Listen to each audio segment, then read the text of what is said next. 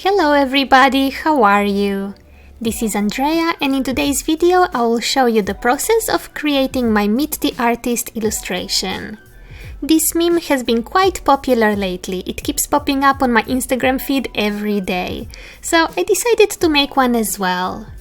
Before I begin, let's cover the very basics. The program that I'll be using today is Sai. The tablet and computer is a Wacom Cintiq Companion 2.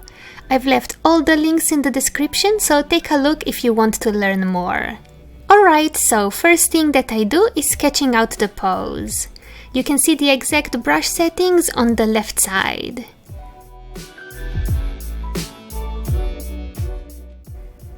When that is done, I started working on the layout and the extra elements of the meme. I also refined the initial sketch a little bit more. Unfortunately, I kept having some really frustrating technical issues, so I've lost quite a few clips, but I hope that you will still enjoy this. So, since this is a pretty long process, meaning I am super slow at drawing, I asked you guys on Instagram to send me some questions. That way we make things a bit more fun, don't you think? Alright, let's start. Do you have any artists who influence you or whose work inspires you? Yes, I do. I am a big fan of Audrey Kawasaki, Lost Fish, then Loish, Kelsey, Beckett, and others. If you check these artists' work, you will notice that they are all masters of emotive portraits, which I am really attracted to. Next question, where do you work as an artist? I work at Moose Toys, an Australian toy company. How did you start your art career?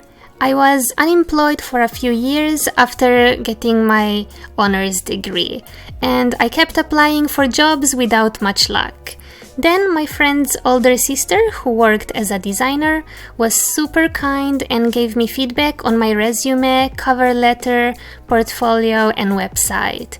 Then I spent about 2 months rebuilding and rewriting everything, and then eventually I joined a recruitment agency which helped me get a freelance opportunity at Moose Toys. Then after about a year I got offered full-time and I've been with them ever since. Did you go to college? I went to university where I got my honors degree in multimedia. Are you an illustrator? Yes, I am. If yes, any tips for someone who wants to be one? Let's see, I would say practice daily and develop good habits while taking care of your body. Please don't neglect your health, it's not worth it. Also, don't blame your failures on your talent, because in most cases it is simply lack of practice. Also, I don't recommend following too many artists, because while it can feel inspiring following so many people, it can also numb your creativity. So basically, make sure you don't overstimulate yourself to the point where you don't want to draw anymore. Also, no matter at what level you are, you will always benefit from studies. Do challenges, even simple ones like draw a hand every day for 30 days. And lastly, take advantage of social media. It can open up a ton of opportunities. What are some of your future plans that you can share with us? Well, I have a lot of planned out for this year, but as a hint I can say that there will be more fantasy projects, like centaurs. How long have you been drawing for? I've always been drawing since I can remember. I was one of those kids that would prefer being a hermit and stuck in a room drawing every day instead of hanging out with friends and schoolmates. I did, however, stop drawing completely shortly after high school, when the internet exploded and sites like DeviantArt became really popular. I felt so overwhelmed by the amount of amazing artists that I kind of lost the will to draw. I only started drawing again regularly when I joined Moose Toys. When did you start painting dolls? I started painting dolls in 2008.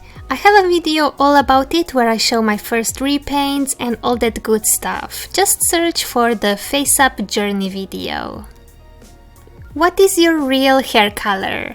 Same as my eyebrows, dark blonde or light brown, depending on who you ask. Did you think you were going to end up doing dolls and art while you were growing up? Dolls, no. Art, yes, just because I've been doing it all my life. I mean, we end up spending more than half of our awake time working, so it seemed just natural that I will somehow end up doing something creative. It took me ages and many sacrifices, but I got there eventually. Have you considered getting a vinyl anime doll such as Dolphy Dream or Smart Doll? Yes, I have. There are many dolls that I would like to own in my collection. But I need to be mindful because sometimes things that we want are not necessarily things that we need. So we will see how things go this year. What was the most challenging project you have ever done? Probably the Mermaid Monster High, just because I was experimenting with different materials and I was not sure if what I was doing would give me the results that I wanted. But luckily all went well, which is great. Will you ever be getting another boy doll? No, I don't have any plans at the current time. I am simply so much more into girls' fashion, hair and makeup. So I want to just keep enjoying that kind of aesthetic. I want to stay honest to my interests. I find that forcing myself into something that doesn't really interest me as much never really worked out. So yeah, I don't want to waste my time. How do you get rid of same face syndrome? Because whenever I draw, the faces usually end up looking pretty similar. Well, if that is not intentional and you want them to look different, you will need to change either the size of certain facial elements such as eyes, nose, ears, or you can change the shape of the face itself, or just position the details in a slightly different spot. I suggest practicing using photos of people and study their face proportions, how big or small their features are, and where on the face they sit. Loish is a master in that regard. Her characters can look so different from one another, but she still manages to keep her signature style. If you have a look at her Instagram or Facebook, you will know what I mean. Did you repaint your old repaints? With cheap dolls like Monster High, I try not to repaint them. I would rather let them be adopted by someone else who really loves that repaint, then remove it and waste it. With BJDs though, it's a bit different because you can't easily get them, so if I want to repaint my own doll, yeah, I would probably do it instead of, waiting weeks and weeks to sell her face and then try to get another one to replace it. When did you start collecting dolls? I started collecting them when I was in university. I mean, I knew about BJDs from way earlier, but I just didn't have the money to join the hobby. And then I became an adult and things changed. Are you going to do a repaint of a Barbie doll? If I ever find a face that I like, then definitely, but so far they all feel a bit too mature and vintage for my taste. And last but not least, have you ever wanted to be a cat? If yes, what kind? Oh yeah, that would be fun. I would love to be a Maine Coon or a Norwegian forest cat. They are so big and fluffy, with massive ears, long mane, and beautiful tails. So if you were a cat, what kind would you be, guys? And this is it for my Meet the Artist meme. I hope that you enjoyed watching the process while learning a bit more about myself.